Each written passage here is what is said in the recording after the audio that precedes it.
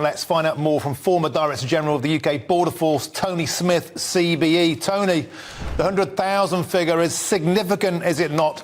Because since we began measuring the small boats in 2018, this is the big milestone. What does that say to you as a Border Force chief and our ability or our inability to take back control of our borders? Well, I think we need to put figures in context. Yes, it is worrying, isn't it, that we've had 100,000 crossings since 2018, but that is the 5-year figure.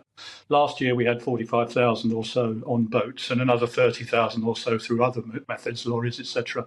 75,000 a year intake is too high, but it's sixth in Europe. Germany, 218,000, France, 137,000, Spain, 116. So we're not the highest by a long way in Europe in the number of asylum applications every year. I was over-chairing a border management conference in San Diego earlier this year, out with the Border Patrol guys. I told them we're getting 45,000 a year now in small boats, and they said, well, down here we're getting that a week. They're looking at 2.3 million crossings, irregular crossings down there. So this is a global phenomenon. We're part of a global movement of people moving across the world. It's not going to go away. It's going to continue to get worse. And obviously, although it's worrying, it's very visible. Don't forget the government's figure for bringing in people legally through lawful routes was 600,000 last year, as opposed to 75,000 on illegal routes. So there are things the government can control through legal routes if they really want to reduce immigration, as well as tackling this very significant problem of irregular migration across the Channel. Tony, you almost sound relaxed about these figures. I doubt many people up and down the country are feeling so relaxed. You know, you can say, oh, well, it's worse in this country, it's worse in that country, but when we're absolutely struggling to find the accommodation, we have an absolutely massive backlog of claims, of asylum claims within the Home Office, and people are struggling to find homes themselves. This is a really pressing issue. What can the government do to solve it? Because I think everyone wants it to be solved.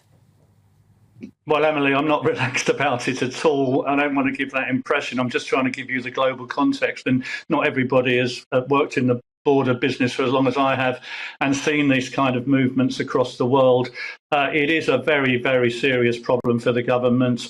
We've been covering a number of issues they've come out with this week. For me, we must try and stop these boats. In order to stop the boats, we have to try and stop them getting across from France. That means working closely with the French to try and do that. That's working to an extent, but not as much as we would like. For me, the real big ticket issue is Rwanda and our own courts and the European courts, and whether or not we're ever going to get a decision from the courts to say that we can start removing people to Rwanda. The government have bet their boots on this, a lot of investment, a lot of coverage on there, and it's gone on and on and on. And I think that may well become the big election issue because the government will say, well, in order to get the boats stopped, we've got to send the deterrent message, which is removing people to Rwanda. But as you know full well, we haven't removed a soul yet to Rwanda, and that's still stuck in the courts. So, Tony, you're saying loud and clear there that if we want to get to the nub of this issue, then we have to stop the pull factor. We can't be offering £7 million worth of hotels.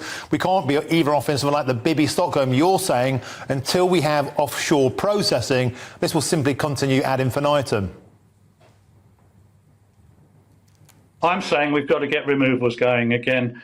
Martin, and that's what we did in my day. We had a target. I had a target to remove people from the territory. We were removing 4 or 5 times as many then as we are now. Removals have gone through the floor. We're not sending people back.